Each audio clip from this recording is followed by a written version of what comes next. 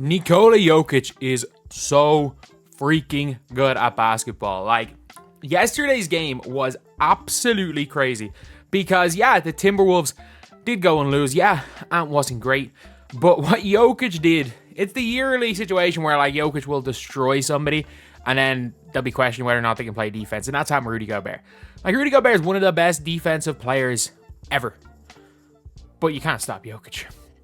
Nobody can stop Jokic. Nobody has ever been able to stop Jokic.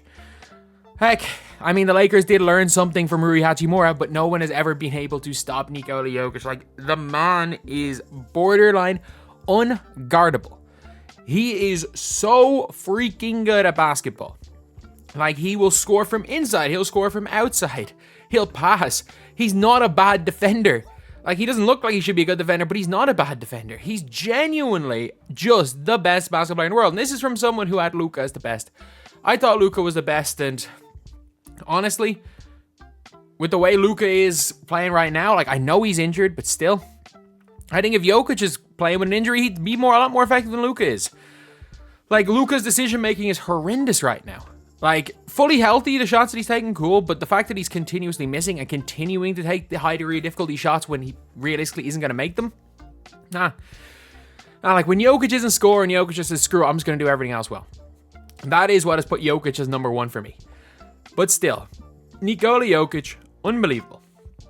We've never seen a player like this. It's not crazy. People are already putting him in the top 10 conversation. As of today, the 15th of May 2024, it is hard to put him in the top 10 because there are some guys who have just done it for longer in their careers. Like, Jokic realistically has been an all-star for 5 years. But peak for peak, you could argue it's the top 10 peak of all time. You can argue that. If he goes and wins a championship this year, he's in that Larry Bird conversation.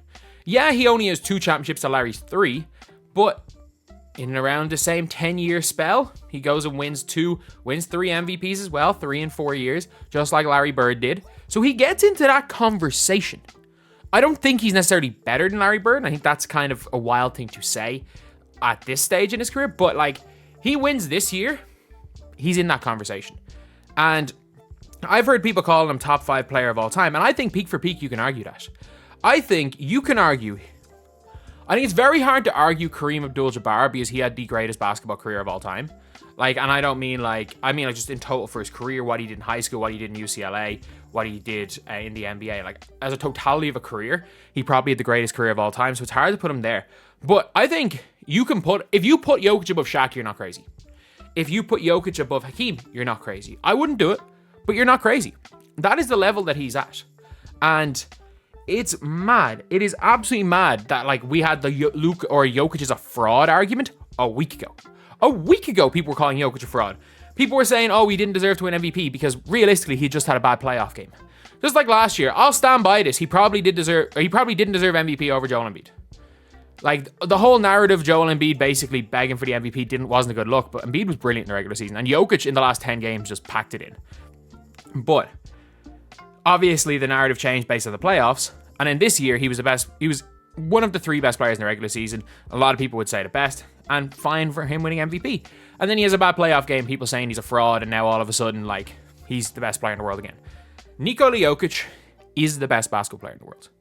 There is no question about that. Because, and the reason why he's the best basketball player in the world is even when he's having a bad game, he will do whatever the hell it takes to win. This guy is legitimately just, all he wants to do is win championships, make his money, and go back to Serbia. That's all the guy cares about. And a lot of people are like, oh, Jokic with this I don't care thing. Jokic couldn't care less about winning an MVP. He could not care less about that. He couldn't care less necessarily about anything that comes along with being an NBA player. So you see all this face of league argument. He couldn't care less about that. He couldn't care less about doing media interviews. He couldn't care less about being a celebrity. He couldn't care less about any of this stuff. But he obviously cares about the sport of basketball. He cares about winning. He's a competitor. And he is just the best basketball player in the world. And that attitude of, like, people talking about the MVP talk, I was like, I just don't care. People are like, oh, the act is like old now. It's like, it's not even an act. Like, he's going to be angry if he loses, of course. He's going to be angry if he loses. But still, Jokic is absolutely unbelievable. He's unbelievable. And I'm glad that we're able to live through such a good era of basketball that as soon as LeBron, Curry, and KD slow down, Jokic is now in his prime. And now you've got the likes of Ant-Man coming up. Look, I love Luka. And he's younger than Shea. But if he keeps trying to win MVPs and playing all these minutes in the regular season, it's going to be hard for him to play in the playoffs. He's just too much of a load. I still think Luka, give me Luka over Shea any day. Give me Luka's number 2 player in the world. But I think before Luka gets to the number 1 mantle, I think Shay's going to overtake him. I think Ant-Man's going to overtake him. And I don't think you can make the argument of Shea unless you want to like really go with recency bias and based on this one series. But still, it doesn't matter because there's a huge gap between Jokic and anyone else. I think a Luka playing well is the only player that's even comparable to Jokic.